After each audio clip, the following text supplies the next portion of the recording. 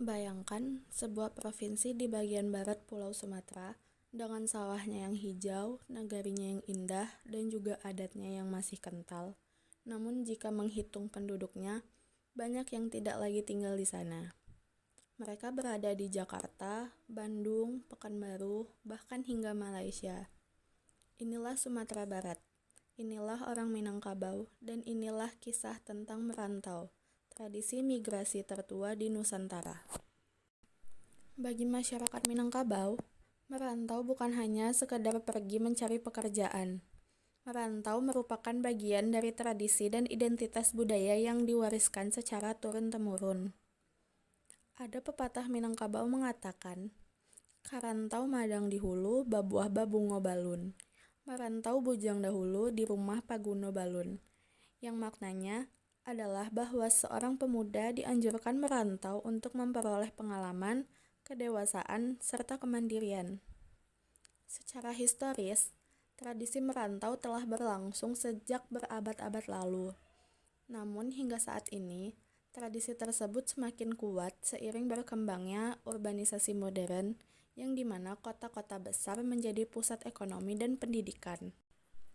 Menurut data Badan Pusat Statistik atau BPS, terdapat lebih dari 980.000 jiwa atau sekitar 15,77% penduduk Sumatera Barat yang telah merantau.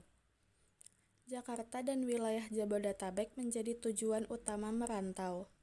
Selain itu, Pekanbaru serta berbagai kota besar di Pulau Jawa juga menjadi tujuan favorit, baik untuk tujuan pendidikan ataupun pekerjaan. Urbanisasi tidak hanya terjadi keluar provinsi, tetapi juga di dalam Sumatera Barat itu sendiri. Banyak masyarakat yang memilih pindah ke beberapa kota besar di Sumatera Barat, seperti Kota Padang, Kota Bukit Tinggi, dan Kota Payakumbuh. Tingginya arus migrasi ini menyebabkan laju pertumbuhan penduduk Sumatera Barat relatif rendah dibandingkan daerah lain di Pulau Sumatera. Beberapa faktor mengapa masyarakat Sumatera Barat memilih untuk merantau. Faktor pertama adalah faktor ekonomi. Kondisi geografis Sumatera Barat yang didominasi perbukitan menyebabkan lahan pertanian terbatas. Selain itu, sistem pewarisan matrilineal mendorong laki-laki Minang untuk mencari penghidupan sendiri di luar kampung. Karena itu, banyak orang Minang yang memilih menjadi pedagang maupun wirausaha di berbagai kota atau daerah. Faktor kedua adalah faktor pendidikan. Masyarakat Minangkabau dikenal memiliki semangat belajar yang tinggi. Banyak generasi muda merantau untuk melanjutkan pendidikan ke perguruan tinggi di berbagai kota, bahkan ke luar negeri. Tidak sedikit juga yang kemudian menetap di daerah tersebut setelah menyelesaikan studinya. Faktor yang ketiga adalah faktor adat dan identitas. Dalam budaya Minangkabau, keberhasilan di rantau menjadi sebuah kebanggaan. Begitu pula sebaliknya, kegagalan seringkali dianggap sebagai sesuatu yang memalukan. Nilai sosial inilah yang membuat tradisi merantau terus berlangsung dari generasi ke generasi. Tradisi merantau memberikan banyak kontribusi bagi kota-kota tujuan. Dari sisi ekonomi, keberadaan rumah makan Padang telah menciptakan lapangan pekerjaan dan mendorong pertumbuhan ekonomi di berbagai daerah.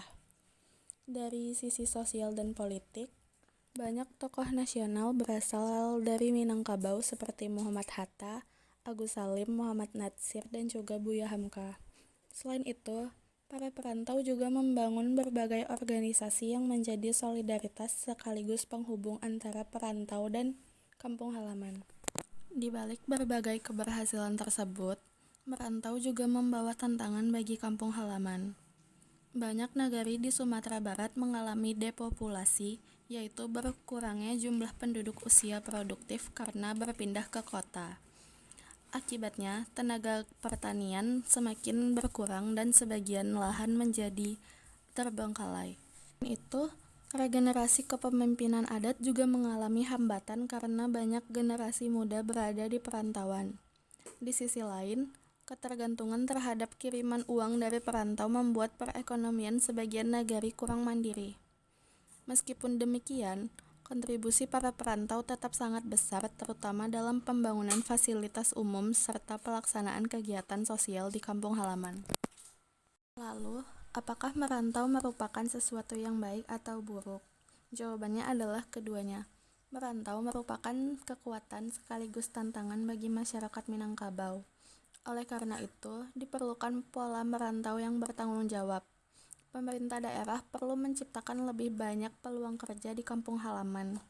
Para perantau juga tetap perlu terhubung dengan nagari, bukan hanya melalui kiriman uang tetapi juga melalui ilmu, jaringan, dan investasi. Sistem nagari juga perlu beradaptasi dengan perkembangan zaman agar tetap relevan bagi generasi muda. Karena pada akhirnya orang Minang yang berhasil dirantau lahir di nagari yang kuat dan nagari yang kuat lahir dari masyarakat yang tidak melupakan asal-usulnya.